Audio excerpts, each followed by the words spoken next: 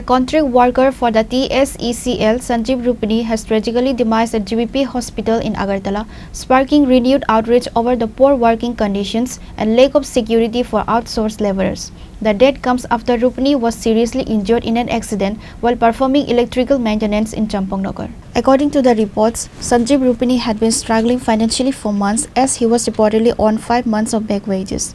His death has amplified the demands of contract workers for fair wages, job security and end to the outsourcing system, which many say leaves them vulnerable and without adequate support.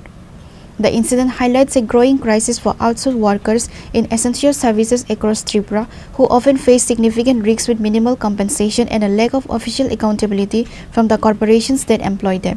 3 দিন আগে electric ডিপার্টমেন্টে কাজ করে outsourcing এ আছে, ঠিক আছে। তো outsourcing এ থাকার সাথে যে লাইন যখন মানে ডিস্টার্ব হয়েছিল তখন যখন লাইনে জিও দিতে গেছিল, জিওতে হাত লাগিয়ে সেটা মানে অ্যাক্সিডেন্ট হয়েছিল। তখন জিবিতে আনা হয়েছে, জিবিতে আনার পরে কেদানে কয়েকদিন ধরে আইসিইউতে রাখা হয়েছে। তো আমরা কিন্তু অনেকবার চেষ্টা করছি ফ্যামিলির লোকে কথাবার্তা করে সেটা আমরা আউটসোর্সিংয়ের পক্ষ থেকে যে বাইরে নিয়ে যাওয়ার লাগে। তো কথাবার্তা চলতে ছিল, আমরা বাইরে নিয়ে গেলাম বলে, কিন্তু সরকারি তরফ থেকে যে আমরা যে আউটসোর্সিং বাইরে আছি ত্রিপুরা রাজ্যের মধ্যে আমরা 600-র মতন আউটসোর্সিং কর্মীরা আছে। নিয়মিত এমন হইতেছে প্রতি 1-1.5 মাস অন্তর কিন্তু আমরা লোকে এমন অ্যাক্সিডেন্ট হইতে আছে। আমরা সেফটির কোনো ব্যবস্থা নাই। এই যে বাইরা মারা গেছে সঞ্জীব রূপিনী বাইরা, এর আজকে 5 মাস ধরে ইএসআই কোনো জমা করতে আসেন। একটা কন্ট্রাক্টর ধরে লোকাল একটা কন্ট্রাক্টর ধরে হেরাদের স্যালারিটা দিতে আছে।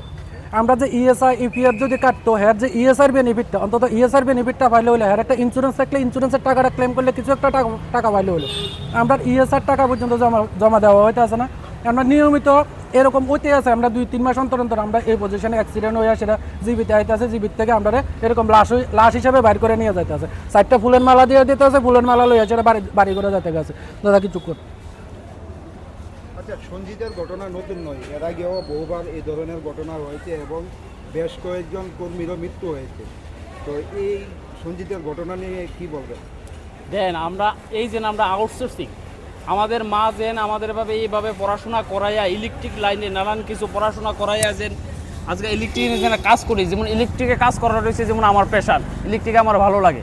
তো এরকম অ্যাক্সিডেন্টের পরে যদি কোনো কিছু না থাকে, কোনো সরকারি চাকরি না থাকে, কোনো কিছু না থাকে, তাহলে আমরা ইলেকট্রিক কাজ কী করে করবো? আমার মা বাবা কেউ কি ইলেকট্রিকের লাইনে কোনো কাজ করতে বা ইলেকট্রিকে পড়াশোনা করাইতে চাইবে? কোনোদিনও চাইবে না। প্রতিনিয়ত কদিন পরে এরকম ঘটনা হইতেছে, মারা যাইতেছে, নানান কিছু হইতেছে, কিন্তু আমরা কোনো ইন্স্যুরেন্স কোনো কিছু, তারা কোনো কাগজ কোনো কিছু নাই। তো এই ঘটনা নিয়ে আমার এই কথা যে এইভাবে আমরা আর কতদিন চলবো, আমরা কতদিন করব? সঞ্জিতের দুর্ঘটনার পর এখন অবধি দপ্তরের থেকে কোনো আধিকারিক কিংবা সরকারি সহযোগিতা বা সহায়তা পাইছেন? এখন পর্যন্ত কোনো কিছু পাওয়া গেছে না, কিন্তু আমাদের যে ডিপার্টমেন্ট আমরার উপরে আমরারে দিয়েই কাজ করাইতে আছে। আমরার থেকে সেটা লাইন পুরা ঠিক করাইতে আছে, কিন্তু আমরারে কোনো কিছু সাবসিডি দিতে আছে না আছে ইপিএফ, না আছে ইএসআই, কোনো কিছু নাই। তাহলে আমরা সেফটি পর্যন্ত নাই। আমরা রাত্রেবেলা ডিউটি করে যখন বাড়িতে যাই, ইএসআই তো আছে কিন্তু পেন্ডিং, তো টোটালি বদ্ধ হয়ে রয়েছে, তাহলে আমরা আজকে যে অ্যাক্সিডেন্ট হয়েছে, তাহলে তো আজকে যদি ইএসআইটা থাকতো তাহলে তো আজকে আমরা এটা থেকে কিছু একটা টাকা পাইয়া যেত, কিন্তু ওই জায়গাটা কিচ্ছুই পাইছে না। আজকে অ্যাক্সিডেন্ট হয়েছে, দ্বিতীয় দিন যে আরেকজন হইতো না, আমি হইতাম না বা অন্যরা হইতো না, তার কি বিশ্বাস? আজকে ডিপার্টমেন্ট পুরাটা চলতেছে আউটসোর্সিং স্টাফ দিয়ে আসিরা, কেন আজকে ডিপার্টমেন্ট আমরা দাম দিতে আসে না?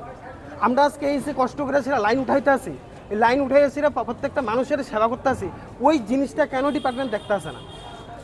আমরা কি আউটসোর্সিং হয়েছিল, আমরা কি কোনো ভুল করছি? গভর্নমেন্টও আমরা দিয়ে ঠিক মতন দেখতে আসে না। এই বিষয়টা আপনারা ডিপার্টমেন্টে জানাইছেন?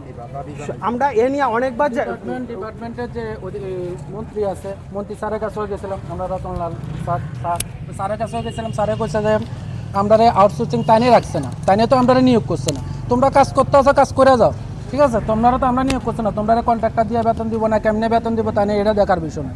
তো আমরা যে বাইটা মারা গেছে, এই বাইটার রক্ষণে পেন্ডিং আছে 5 মাস ধরে, সেটা 5 মাস ধরে সেটা হ্যার ফ্যামিলি স্যালারি পাইতে আছে না। এখানে যত প্রাইস অনেকজন আছে, মেম্বার আছে, 5 মাস 6 মাস ধরে কোনো স্যালারি পাইতে আছে না। আমরা যদি স্যালারিও পাইতে আছে না, পাশাপাশি আমরা যে ইন্স্যুরেন্স, পাশাপাশি আমরা যদি সেফটিটা যদি ডিপার্টমেন্ট যদি দেখতো, আমরা বৃষ্টির দিনে ছাতা মাথা দিয়ে সেটা জিউর মধ্যে কাজ করতে লাগতেছে, না আমাদের রেনকোট দিতে আছে, না সেফটি শু দিতে আছে, আমরা না গ্লাভস দিতে আছে আলাদাভাবে কোনো। আমরা ডিপার্টমেন্টের কাছে শুধু ডিপার্টমেন্টের যে অধিকারিকরা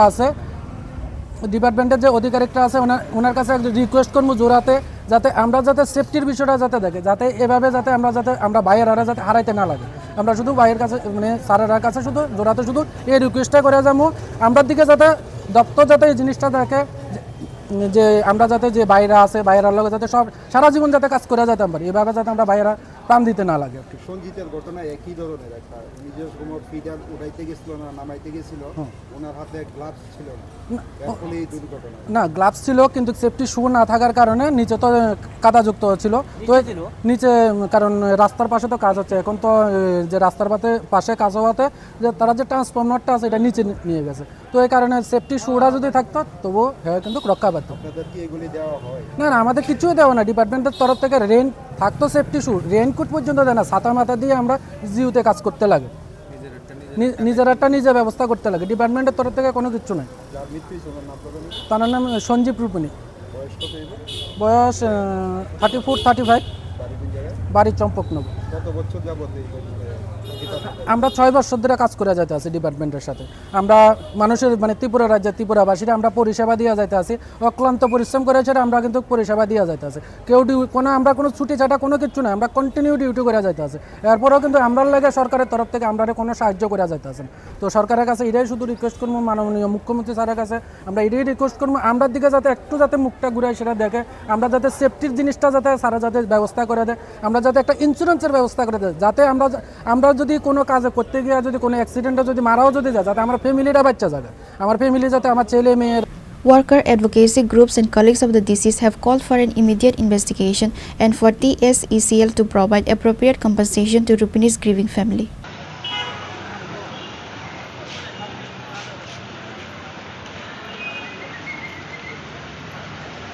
Reported by Pranav from Agartala, Chini, Khorang.